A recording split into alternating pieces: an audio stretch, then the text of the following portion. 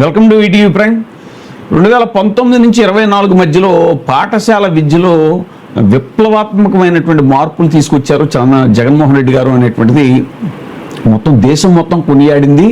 ఆయన ఎన్నో సంస్కరణలు తీసుకొచ్చారు. నాడు నేడు సంస్కరణల దగ్గర నుంచి పాఠశాలల యొక్క రూపురేఖలు మార్చేయటం కానీ, అమ్మఒడి స్కీమ్ కింద డ్రాప్ అవుట్స్ తగ్గించడం కానీ, ఇంకా ట్యాబ్స్ ఇవ్వడం, ఇంగ్లీష్ మీడియం, అలాగే టోఫెల్ ఎగ్జామ్స్ కండక్ట్ చేయడం, ఇవన్నీ ఒక ఎత్తు అయితే బైజూస్ సిలబస్ ఏదైతే ఉందో అప్పట్లో బైజూస్ అనేటువంటిది చాలా ఫేమస్, అది స్టడీ మెటీరియల్. ఆ బైజూస్ సిలబస్ని కూడా విద్యార్థులకి ట్యాబుల్లో అందించడం, ఇవన్నీ కూడా చాలా గొప్ప గొప్ప ప్రయోగాలు చేసినటువంటి పరిస్థితి. కానీ వాటి మీద భయంకరంగా దుమ్మెత్తి పోశారు. ఏకంగా ఒక ప్రముఖమైన పత్రికగా పేర్కొనేటువంటి ఒక పత్రిక, పేరు కూడా చెప్పచ్చు, ఈనాడు, మరి ఎంత దారుణమైన రాతలు రాసిందంటే పిల్లలకి ట్యాబ్లు ఇస్తే దాంట్లో అశ్లీల చిత్రాలు చూస్తున్నారని రాశారనంటే ఇంక అసలు వాళ్ళ సంస్కారం అనేటువంటిది ఇంకా వాళ్ళ విచక్షణగా వదిలేయాలి అన్నట్టుగా కూడా చాలామంది అప్పుడు చాలా బాధపడినటువంటి సందర్భం. ఇక తాజాగా ఇప్పుడు ఈ మెగా డిఎస్సి 2025 మీద వస్తున్నటువంటి ఆరోపణలతో ఉక్కిరి బిక్కిరి అయిపోతున్నటువంటి కూటమి ప్రభుత్వం ఏం చేయాలో అర్థం కాక పాలుపోక ఇప్పుడు ఆ పాతవన్నీ తవ్వి వాటిల్లో లొసుగులు లేదంటే లేని లొసుగులను కూడా భూతద్దం వేసి వెతికే ప్రయత్నం చేయడంలో భాగంగా బైజూస్ మీద కొత్తగా విష ప్రచారం అనేటువంటి స్టార్ట్ చేసింది. ఏంటి అని అంటే విద్యార్థులకు ఎంతగానో పేద విద్యార్థులకు ఎంతగానో ఉపయోగపడినటువంటి ట్యాబ్ల పంపిణీని ఈ కూటమి ప్రభుత్వం తప్పు పట్టడమే కాకుండా పేదింటి విద్యార్థులకు అంతర్జాతీయ స్థాయి విద్యను ఉచితంగా అందించేందుకు వైఎస్ జగన్మోహన్ రెడ్డి ప్రభుత్వంలో తీసుకొచ్చిన బైజూస్ కంటెంట్ పై కూడా ఏడుపు గొట్టులు రాతలు మొదలెట్టాయి కూటమి అనుకూల పత్రికలు. అంతర్జాతీయ స్థాయి ప్రమాణాలతో సాంకేతిక పరికరాలను రూపొందించే శాంసంగ్ సంస్థ ట్యాబ్లలో ఉచితంగా బైజూస్ కంటెంట్ అందించడాన్ని జీర్ణించుకోలేక దుష్ప్రచారం చేస్తోంది. వాస్తవానికి శాంసంగ్ సంస్థ 8.7 అంగుళాల స్క్రీన్తో ట్యాబ్లను రూపొందిస్తోంది.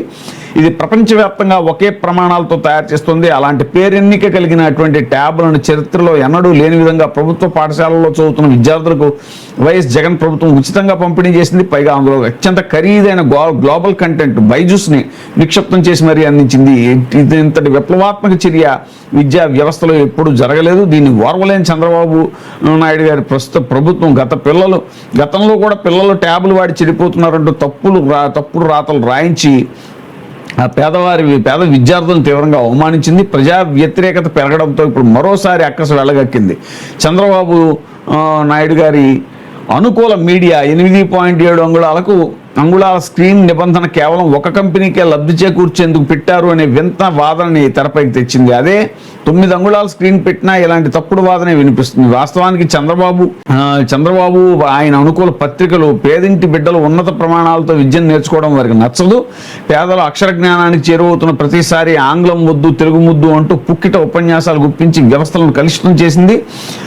వ్యవస్థ పచ్చ వ్యవస్థ. అందుకే జగన్ ప్రవేశపెట్టిన ఆంగ్ల మాధ్యమం పైన కూడా బురద జల్లింది. అధికారంలోకి వచ్చిన తర్వాత ట్యాబ్ల పంపిణీని ఎత్తేసింది. 2వ ఏడాదికే విద్యార్థి కిట్లు సర్వేపల్లి రాధాకృష్ణ విద్యార్థి మిత్ర పేరుతో పంపిణీ చేయలేమంటూ ఎక్కడో జరుగుతున్న యుద్ధంపైకి నెపాన్ని నెట్టేసి తప్పించుకుంది. డిఎస్సి నియామకాల అక్రమాలపై నిరుద్యోగ యువత రగిలిపోతుంటే కనీసం స్పందించిన చంద్రబాబు నాయుడు గారు ఆయన అనుకూల మీడియా ఉన్నట్టుండి బైజూస్కు దోచిపెట్టారు అంటూ అడ్డగోలు కథనాలని ప్రచారం చేయటం అనేటువంటిది విస్తుగొలుపుతోంది. దీని మీద ఎమ్మెల్సీ పర్వతిరెడ్డి చంద్రశేఖర్ రెడ్డి గారు కూడా మాట్లాడుతూ డిఎస్సి నియామకాల్లో అవినీతిని డైవర్ట్ చేయడానికి చంద్రబాబుతో కలిసి ఎల్లో మీడియా ప్రయత్నాలు చేస్తోంది. బైజూస్కు దోచిపెట్టారు అంటూ ఒక కట్టు కథనం ఈనాడులో వేయించింది. పిల్లలకు స్కూల్ బ్యాగులు ఇవ్వలేని దారుణమైన పరిస్థితుల్లో ఉన్నారు కాబట్టి మా ప్రభుత్వం చేసిన మంచి పనుల మీద బురదలుతున్నారు. నాడు నేడు దగ్గర నుంచి రాష్ట్రంలోని ప్రతి పిల్లాడిని ప్రపంచ స్థాయిలో పోటీ పడేలా అత్యుత్తమంగా తీర్చిదిద్దిన ఘనత వైఎస్ జగన్మోహన్ రెడ్డి గారికి దక్కుతుంది. మీరు అధికారంలోకి వచ్చాక నాడు నేడు ఆపేశారు. మా హయాంలో మొదటి విడతలో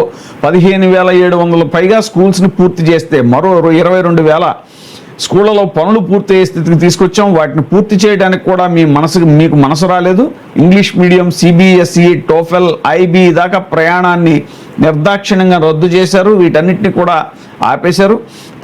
ప్రపంచ స్థాయిలో నాణ్యమైన విద్యను అందుకోవాలనే ఉద్దేశంతో బైజూస్తో ఒప్పందం చేసుకుని 8వ తరగతి పిల్లలకు ఉచితంగా ట్యాబులు అందించాం.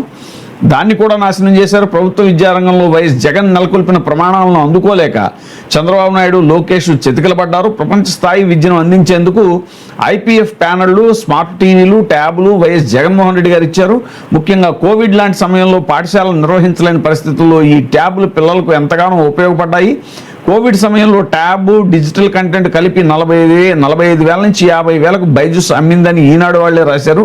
కానీ మా ప్రభుత్వం అప్పటి మార్కెట్లో ట్యాబ్ రేటు 17,000 ఉంటే అంతకన్నా తక్కువకే కొనుగోలు చేసింది.